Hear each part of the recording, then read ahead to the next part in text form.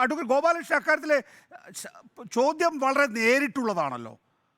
പ്രധാനമന്ത്രി പറയുന്നു, ഇപ്പോൾ വസ്തുനിഷ്ഠമായിട്ടായിരിക്കും അദ്ദേഹം പറയുന്നുണ്ടാവുക. അപ്പോൾ സ്വാഭാവികമായിട്ടും ഈ അദാനിയിലേക്കും അംബാനിയിലേക്കും അന്വേഷണ ഏജൻസികൾ പോകണ്ടേ? അല്ല, അത് പോകേണ്ട സമയത്ത് പൊയ്ക്കോളും. നിങ്ങൾ വല്ലാതെ വിഷമിക്കണ്ട. ഇത്രയും കാലം രാഹുൽ ഗാന്ധി പറഞ്ഞത് എന്തുകൊണ്ട് ഇപ്പൊ പറഞ്ഞില്ല എന്നുള്ളതിന് നിങ്ങൾ എന്താ ഉത്തരം പറയാത്തെ? രാഹുൽ ഗാന്ധി ഏറ്റവും ഒടുവിലത്തെ പ്രസംഗങ്ങളിലും വളരെ വ്യക്തമായി അദാനിക്കും അംബാനിക്കും എതിരെ കൃത്യമായ നിലപാടെടുത്തിട്ടുണ്ട്. രണ്ട് വിൽപ്പനക്കാരും രണ്ട് വാങ്ങലുകാരുമാണ് ഈ രാജ്യത്തിലുള്ളതെന്ന് AICC അധ്യക്ഷൻ മല്ലികാർജുൻ ഖാർഗെ ഈ മാസം തന്നെയാണ് പറഞ്ഞത്. ശ്രീ ഗോപാലകൃഷ്ണൻ, മിസ്റ്റർ നികേഷ്, ബഹുമാനപ്പെട്ട പ്രധാനമന്ത്രിയുടെ ചോദ്യം വളരെ സ്പഷ്ടമാണ്. വായെടുത്താൽ അംബാനി, വായെടുത്താൽ അദാനി. എന്തേ തെരഞ്ഞെടുപ്പിന് ശേഷം ഞാൻ രാഹുൽ ഗാന്ധിയുടെ എല്ലാ പ്രസ്താവനയും വളരെ കൃത്യമായി നോക്കുന്ന ആളാണ്. രാഹുൽ ഗാന്ധിയുടെ എക്സിലുള്ള, അതുപോലെ ട്വിറ്ററിൽ ആദ്യം വന്നതും പിന്നീട് എക്സിൽ വന്നിട്ടുള്ള എല്ലാ സ്റ്റേറ്റ്മെന്റും ഞാൻ ഫോളോ ചെയ്യുന്ന ആളാണ്. ഞാൻ കണ്ടിട്ടില്ല കേട്ടോ. ഞാൻ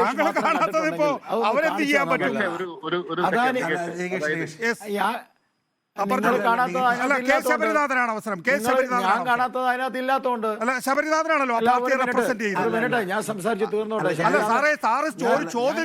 ഞാനൊന്ന് സംസാരിച്ച് തീർന്നോട്ടെ. ഗോപാലകൃഷ്ണൻ, താങ്കൾ പറയാണ് രാഹുൽ ഗാന്ധി അങ്ങനെ പറഞ്ഞിട്ടില്ല. രാഹുൽ ഗാന്ധി അങ്ങനെ പറഞ്ഞിട്ടില്ല എന്ന് പറയുമ്പോൾ അദ്ദേഹത്തിന്റെ പാർട്ടിയുടെ നേതാവോട് ഇതിന് വെറുതെ ഇരിക്കാൻ പറ്റുമോ? പറഞ്ഞോട്ടെ, അങ്ങയുടെ സമയത്ത് പറഞ്ഞോട്ടെ. നിങ്ങൾ നേരത്തെ എന്നോട് സംസാരിക്കാൻ പറഞ്ഞു, ഇടയിൽ വെച്ച് ഇപ്പൊ രണ്ടാമത് പിന്നെ അയാളുടെ സമയത്ത് സംസാരിച്ചോട്ടെ. ആയിക്കോട്ടെ.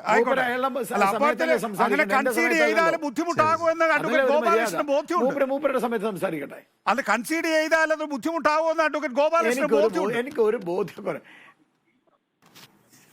നികേഷേ, ഈ റിപ്പോർട്ടർ ചാനൽ വെച്ച് കൊല്ലം കുറെ ആയില്ലേ നിങ്ങൾ നരേന്ദ്രമോദിയെയും BJPയും താഴെ ഇറക്കും എന്ന് പറഞ്ഞുകൊണ്ടിരുന്നിട്ട് ഒരു മണ്ണാങ്കട്ട സംഭവിക്കാൻ പോകുന്നില്ല. നിങ്ങൾ സ്വയം ഇല്ലാതാവല്ലാതെ.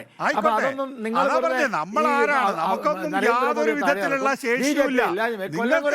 വലിയ രീതിയിലുള്ള ഭരണകൂടവും അതുപോലെ തന്നെ അതുകൊണ്ട് നിങ്ങൾ അഹങ്കാരമാണല്ലോ ഗോപാലകൃഷ്ണന്റെ വായിൽ നിന്ന് ഇപ്പോഴും വീഴുന്നത്.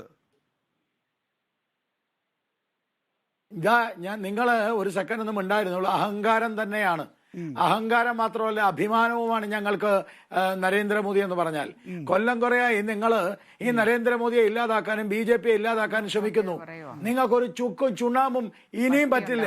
ഞാൻ എന്താ ഉറച്ചു നിന്നുകൊണ്ട് അഹങ്കാരമാണ് അഹങ്കാരം, അഭിമാനമാണ് അഭിമാനം. വ്യക്തമായി പറയാ, നികേഷും കൂട്ടരും കൊല്ലം കുറയായി തുടങ്ങിയിട്ട്. നിങ്ങളെ വളരെ എന്നെ കൊണ്ടൊന്ന് പറയിക്കാൻ അനുവദിക്കും. അത് നിങ്ങൾ ആദ്യം പറയും. രണ്ടാമത്തെ കാര്യം, എന്റെ ചെവിയിൽ ഞാൻ സംസാരിക്കുന്നത് എന്റെ ചെവിയിൽ വരുന്നുണ്ടോ ഒന്ന് കറക്റ്റ് ചെയ്യാം. രണ്ടാമത്തെ കാര്യം എന്റെ സുഹൃത്ത് ബ്രിട്ടാസ്. രണ്ടാമത്തെ കാര്യം എന്റെ ബ്രിട്ടാസ്, എന്റെ സുഹൃത്താണ് ബ്രിട്ടാസ്. എന്റെ ബ്രിട്ടാസെ, നിങ്ങൾ പറഞ്ഞതിനൊന്നും മറുപടി പറയാൻ ഞാനില്ല. എന്താ കാരണം എന്നറിയോ നിങ്ങൾക്ക്? ഇന്ത്യ മഹാരാജ്യത്ത് ഒരു വലിയ തെരഞ്ഞെടുപ്പ് നടക്കുക. ഇന്ത്യ മഹാരാജ്യത്ത് അതിൽ ഇന്ത്യ സഖ്യം എന്ന് പറയുന്ന ഇന്ത്യ സഖ്യം, ആ ഇന്ത്യ സഖ്യത്തിലെ ഒരു പ്രബല രാഷ്ട്രീയ പ്രസ്ഥാനമാണ് CPM. കോൺഗ്രസുമായി സഖ്യം ചേർന്ന് ബംഗാളിലും ത്രിപുരയിലും ഭരിക്കുകയാണ്. ആകെ നിങ്ങൾക്കുള്ളത് ഒരു മുഖ്യമന്ത്രിയാണ്. ആ ചങ്ങാതി രാജ്യം വിട്ട് ഓടി. എവിടെങ്കിലും ഒരു സ്ഥലത്ത് പോയിട്ട് നരേന്ദ്രമോദിക്കെതിരെ BJPക്കെതിരെ ഈ ഇന്ത്യ സഖ്യത്തിന് വേണ്ടി പ്രസംഗിക്കേണ്ട പിണറായി വിജയൻ നാട് വിട്ട് ഓടിയില്ലേ വിദേശത്തേക്ക്? ആ ചങ്ങാതി ആദ്യം പോയി വിളിച്ചോണ്ട് പോവാ. എന്നിട്ട് നിങ്ങൾ ഇവിടെ വന്നിരുന്നിട്ട് മോദിക്കെതിരെ ഡയലോഗ് അടിക്കേ. അങ്ങർക്ക് മനസ്സിലായത് ഒരു കാര്യമില്ലാന്ന്. ബംഗാളിൽ അങ്ങേരെ കയറ്റൂല, ബംഗാളിലേക്ക് വരാൻ പാടില്ല, ത്രിപുരയില് കഴിഞ്ഞ അവിടെയും കയറ്റില്ല. അപ്പൊ ആ ചങ്ങാതി രാജ്യം വിട്ടുപോയി. ആകെയുള്ളൊരു മുഖ്യമന്ത്രിയാ. ഇന്ത്യ മുഴുവൻ നടന്ന് BJPയെ തകർക്കണ്ട, അദാനിക്കും അംബാനിക്കെതിരെ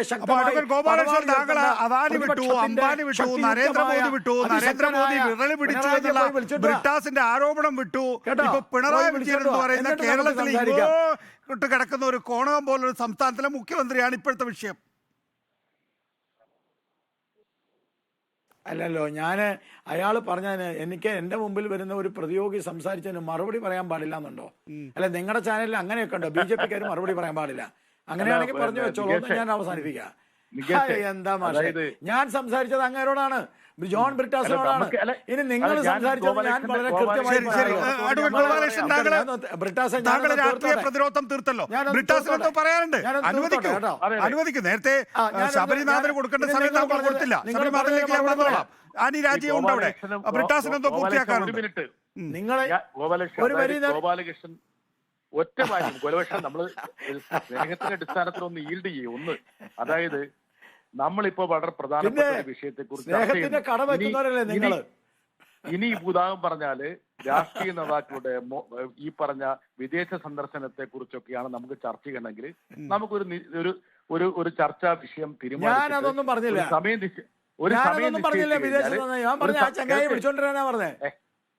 നിങ്ങളൊന്ന് വിദേശ സന്ദർശനം മാറ്റിവെക്കുന്നത് തെരഞ്ഞെടുപ്പിന്റെ സമയത്ത് വിദേശത്ത് പോയ ഒരു നേതാവിനെ കുറിച്ച് അതിന്റെ അനുയായി വന്നിരുന്നിട്ട് ബിജെപിക്കെതിരെ പറഞ്ഞിട്ട് എന്ത് കാര്യം?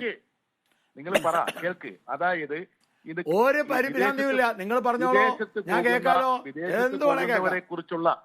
വിദേശത്ത് പോകുന്നവരെ കുറിച്ചുള്ള ചർച്ച, അല്ലെ വിദേശത്ത് ചർച്ച എങ്കിൽ അതാണെങ്കിൽ നമുക്ക് ചർച്ച ചെയ്യാം. എനിക്ക് ഒറ്റ കാര്യം ഗോപാലകൃഷ്ണനോട് പറയാറുള്ളൂ. അതായത് നിങ്ങൾ പറഞ്ഞല്ലോ ഈ രാഹുൽ ഗാന്ധി, ഇപ്പൊ ഞാനിപ്പോ ഡൽഹിയിൽ നിന്നാണ് സംസാരിക്കുന്നത്, അതുകൊണ്ട് അതിന്റെ ആധികാരികതയോടെ പറയാൻ പറ്റുന്നതാണ്. മിനിഞ്ഞാന്ന് പോലും ഇന്നലെ പോലും രാഹുൽ ഗാന്ധി അദാനിയെ കുറിച്ചും അംബാനിയെ കുറിച്ചും അത് ഒരുപക്ഷെ പ്രധാനമന്ത്രി പറഞ്ഞതിന് ശേഷം എന്ന് പറയാം. ഏപ്രിൽ 12 കോയമ്പത്തൂരിൽ രാഹുൽ ഗാന്ധി ഇങ്ങനെ കോട്ട് ചെയ്യാം: Narendra Modi and Adani policies have created 2 Indias, one India of billionaires and the other India of poor people എന്നാണ് ഏപ്രിൽ 12 രാഹുൽ ഗാന്ധി പറഞ്ഞത്. നേരത്തെ അഡ്വക്കേറ്റ് ഗോപാലകൃഷ്ണൻ കേട്ടില്ല എന്ന് പറഞ്ഞതുകൊണ്ടാണ് ഞാൻ ഈ ഉദ്ധരിക്കുന്നത്. ഏപ്രിൽ 24 ഒരു കാര്യം കൂടി, ഏപ്രിൽ 24 മല്ലികാർജുൻ ഖാർഗെ പറയാണ്: what's happening in this country is that there R 2 sellers and 2 buyers. The sellers are Modi and Shah and buyers are Ambani and Adani. പറഞ്ഞോളൂ ബ്രിട്ടാസ്. ഇന്ന് ഡൽഹിയിൽ ഇറങ്ങിയ ഇന്ത്യൻ എക്സ്പ്രസ്സില് കൃത്യമായിട്ട് ഓരോ തീയതി വെച്ചിട്ട് സമയം വെച്ചിട്ട് കോൺഗ്രസിന്റെയും പ്രതിപക്ഷത്തെയും നേതാക്കള് അംബാനിയെ കുറിച്ചും അദാനിയെ കുറിച്ചും നടത്തിയ പ്രസംഗത്തിന്റെ പ്രസക്ത ഭാഗങ്ങൾ നൽകിയിട്ടുണ്ട്. ഒന്ന് ഗൂഗിൾ ചെയ്താൽ ഗോപാലകൃഷ്ണന് കിട്ടും. എന്തുകൊണ്ടാണ് ഇങ്ങനെ നമ്മുടെ പ്രധാനമന്ത്രി സമതല വിട്ട് പെരുമാറുന്നതെന്ന് പരിശോധിക്കുകയാണ് ആദ്യം ചെയ്യേണ്ടത്. രണ്ടാമത്തെ കാര്യം, പണ്ടെന്താ പറഞ്ഞുകൊണ്ടിരുന്നത്, പാകിസ്ഥാൻ നമ്മുടെ ഭൂമി എടുക്കുന്നുള്ളതാണ്. ഇപ്പൊ പാകിസ്ഥാൻ പോയി ഇപ്പൊ ഇവിടുത്തെ മുസ്ലിങ്ങൾ ഭൂമി എടുക്കുന്നുള്ളതാണ്. വർഗീയ വിഷയങ്ങൾ മാത്രമല്ലാതെ വേറൊരു വിഷയവും കൈകാര്യം ചെയ്യാനില്ലാത്ത അവസ്ഥയിൽ കൈയും കാലും വിട്ട് അടിക്കുകയാണ്. ഇന്ന് BJPയിലെ ഏത് പ്രധാനപ്പെട്ട നേതാവിനോട് ചോദിച്ചു കഴിഞ്ഞാലും അവരുടെ തട്ടകങ്ങളായിട്ടുള്ള രാജസ്ഥാനിലും ഹരിയാനയിലും അതുപോലെ തന്നെ ബീഹാറിലും ഒക്കെ ഒരുപാട് സീറ്റുകൾ നഷ്ടപ്പെടുമെന്നുള്ള ഒരു സാഹചര്യം സംജാതമായി.